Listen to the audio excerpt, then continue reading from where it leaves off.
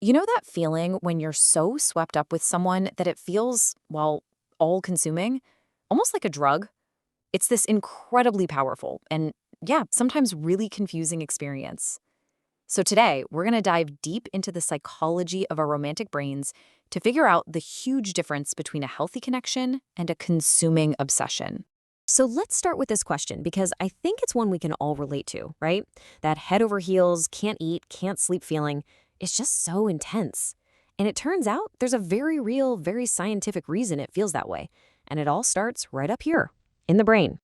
And look, this isn't just a metaphor. Brain science actually shows us that on a neurological level, what's happening when you're falling in love is shockingly similar to substance addiction. So, what's actually going on in our brains?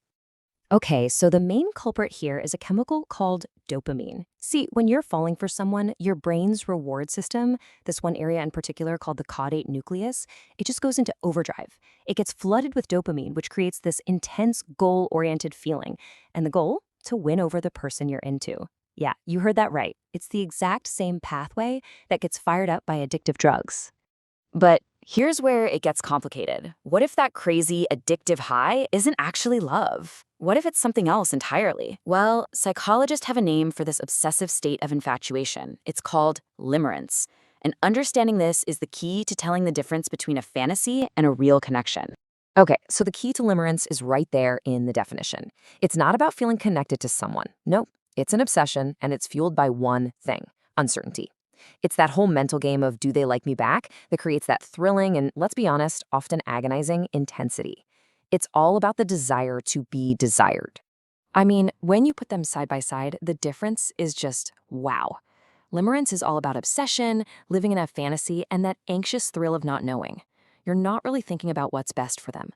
Genuine love, it's built on the complete opposite: mutual care, real, honest intimacy, and that deep sense of security you get from a bond you can trust.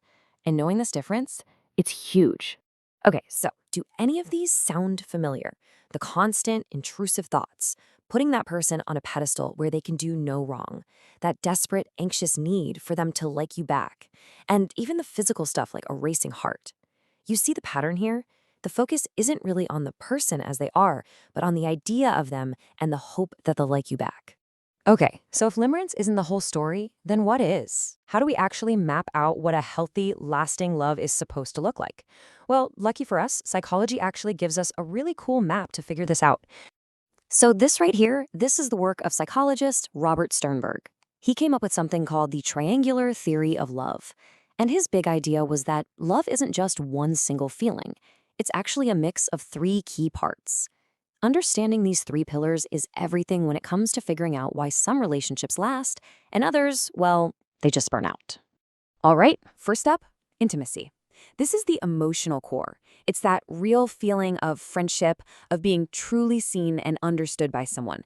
It's the warmth and connection you feel when you can share anything with them. You can think of this as the trust foundation, the emotional glue. Next, we've got passion. This is that fiery, motivational part, the romance, the physical attraction, the can't keep your hands off each other vibe. This is that fiery, addictive rush we were just talking about. And spoiler alert, limerence? It's pretty much all passion. And the third piece of the puzzle is commitment. This is the more rational part. It's the actual decision to stick with someone through thick and thin. It's choosing to work on the relationship, get through the tough stuff, and actually plan a future. This is the anchor. It's what keeps the ship steady. All right, so we've got our framework. Let's put it to the test. How does that obsessive feeling of limerence really stack up against real, lasting love when we use this model? And when you lay it all out like this, the picture becomes super clear. Look at limerence, or as Sternberg would call it, infatuation. It's running on only passion. Its focus is fantasy, and it is super unstable. Then you have companionate love, that deep, comfortable bond you see in long-term relationships. That's got intimacy and commitment.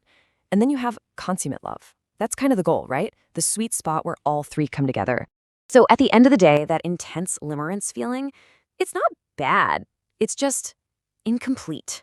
It's only one side of the triangle. Because passion on its own, it's like a firework. It's bright, it's exciting, but it burns out fast. For something to last, you need the other two sides, intimacy and commitment. Okay, so this is all great in theory, right? But how do you actually build the other two sides of the triangle, the intimacy and the commitment? Let's get practical and move from the what to the how, using some amazing insights from relationship researchers. This is where the work of researcher Dr. John Gottman is so incredible. He gives us this really powerful idea called bids for connection. Now, these aren't some grand romantic gestures. We're talking about the tiny everyday moments. A sigh from across the room, a comment about something they read, a quick touch on the arm. Basically, they're just tiny little invites to connect with each other. And here's the thing. In every single one of these little moments, there's a choice. Do you turn toward them? Acknowledge what they said, look up from your phone, or do you turn away and just ignore it? Every single choice either builds up a little bit of trust or tears a little bit down. Gottman has a great name for these. He calls them sliding door moments. They happen dozens, maybe hundreds of times a day. And this, right here, this is where intimacy and commitment are actually built. Not in some huge grand gesture, but in thousands of these tiny little choices to turn toward each other. This is the real work that limerence totally skips over. So, while we're talking about what builds a connection, we also have to talk about what absolutely destroys it. Dr. Gottman also found 4 communication styles so toxic, he could predict relationship failure with over 90% accuracy just by watching for them. He calls them the 4 horsemen. You've got criticism, contempt, which by the way is the #1 predictor of divorce, defensiveness, and stonewalling. So what's the big takeaway from all of this? How do we actually use this stuff in our own lives? Well, it really boils down to making a shift from focusing on a fantasy to building a reality. Think about it.